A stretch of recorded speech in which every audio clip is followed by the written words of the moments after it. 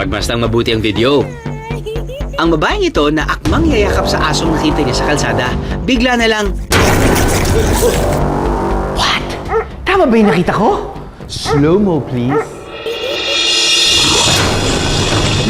Yay!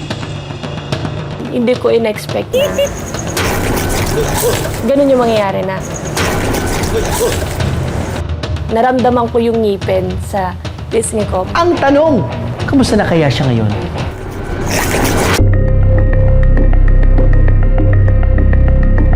Ako si Sandra, 21 years old.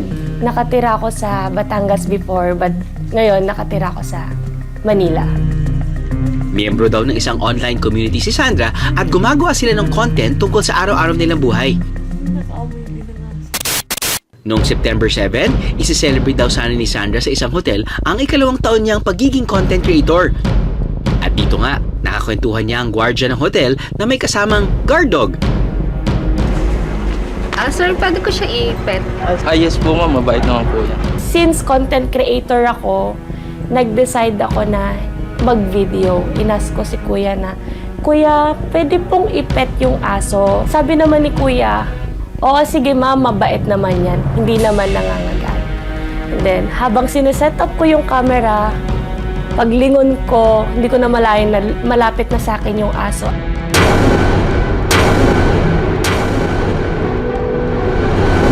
Sadyang mahilig daw sa aso si Sandra.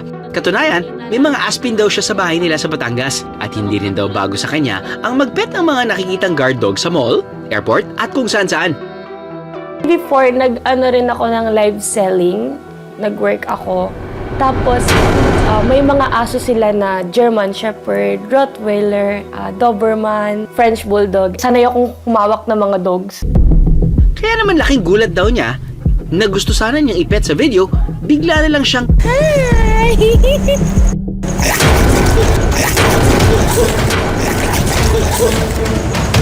Sorry! Ano mo siya, ma'am, na Pero may wala naman? parang scratch. Sorry po. Oo. Sorry po. Nagalit sa pag hinawakan mo siya. Noong time na yon, hindi ko rin alam yung gagawin ko. Kasi nandun ako para mag-enjoy eh. Matatawa ba ako? Magwo-worry ba ako? Matatakot ba ako? Kasi nakagat ako ng aso eh.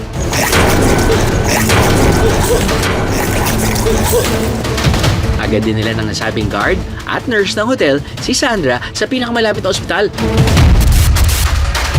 Makalipas ang 2 linggo, kamusta na kaya ang mukha ni Sandra? Yung nangyari sa mukha ko, wala naman siyang sugat. Actually, deep bruises lang siya. Gaano ba kahalaga ang agarang pagpapaturo ni Sandra ng anti-rabies at anti-tetanus? Pag meron tayong mga exposure, be it kagat or kalmot ng aso or pusa, kailangan natin magpaturok or magpa-manage agad ng rabies kasi ang rabies until now, wala pa rin siyang cure.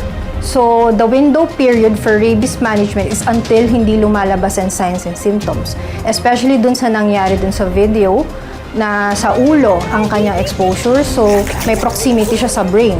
So, yung symptoms, mas maaring lumabas siya kaagad. Kaya dapat ASAP ang management ng rabies. Ang asong kumagat kay Sandra, isang Belgian Malinois. Belgian Malinois is an extremely alert and responsive breed. Kaya naman perfect sila bilang guard dog. Sharp din ang kanilang senses. Paalala ng eksperto, kahit ano pa mang breed ng aso, kailangan ng pag-iingat kung lalapitan natin sila. Lalo na kung hindi nila tayo kilala. It seems like na-surprise si Dog. Maybe a lack of introduction from Miss Sandra. Caught by surprise for what is happening around. And then siguro nakita niya din na nirap ni Miss Sandra yung hands niya dun sa neck niya. So medyo yung space ng dog na limit. And that makes him uncomfortable. You know how to recognize the dog's body language. If triggered ba sila, anxious ba sila on that moment, the dog doesn't like to be pet, makikita nyo na yun sa face ng dog, sa body language. Bilang master trainer, sanay na sanay raw si Dwayne sa pag-handle ng Belgian Malinois. Ito nga at kasama niya ang student nilang si Magnus.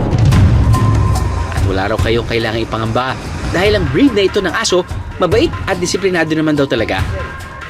He's very kind, he's very gentle. Sometimes he gets too overly excited, which is very normal lang naman. So French yung ginagamit niyang language kasi ginagamit si Magnus for show, for competition international. No? So sit, Asi. Stay. Kushay. Good. Pero syempre, may tamang pagsasanay at kaalaman dapat. Kaya ngayong umaga, bibigyan niya ng ilang tips si Sandra kung paano makipag-interact sa asong unang beses lang niya makikita. Hi, Miss Sandra. Hi! Yeah, this is Magnus po. Hi, Magnus! Belgian Malinois, just like yung na-encounter nyo dun sa video nyo, no? But this one is very gentle. When you see na nagtataas yung ears niya, that means alert lang siya sa paligid niya. Sometimes, pag nakababa siyang ganyan, it's just simply mean na parang anxious siya, or pag ina-approach mo siya, mas maganda na nasa side ka. So pag ina-approach natin yung dog, hindi dapat parang malaki yung approach, na parang kukunin natin sila, or sasakupin natin sila, or anything na mafe-feel nila matathreaten sila. And then when petting the dog, dapat brushing lang. One direction. Sige. Yes, Hi! Oh, natrauma. No. Ate. Hi, Magnus. Papet ako. Ayan, okay na siya. Then say sit. Sit! Good. Okay. Sinubukan ng ahanak kunan ng pahayag ang nasabing guard, pero hindi siya tumugon. Para sa akin naman, di ko rin naman kayo masisisi. Hindi ko rin naman masisisi yung aso kung ano nangyari. Kasi biglaan yung nangyari. Like, hindi natin in-expect yung nangyari. So, wala naman akong galit sa dog. Ang natutunan ko is, wag basta-bastang hawakan sila. Dahil, syempre, yung ibang mga hayop or mga aso, may mga part na ayaw nila, hinahawakan sila.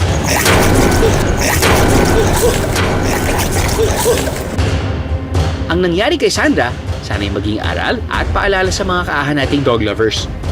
Walang masamang makipagkaibigan sa tinagurian nating man's best friend. Basta hindi tayo lalagpas sa boundaries nila, okay? Klaruhin lang namin to guys ha. Ang ganitong insidente, pwede talagang mangyari sa kahit na sino, regardless of the breed. Ang kailangan talaga, proper training para sa aso at proper knowledge naman para sa tao. Woof, woof. Aha!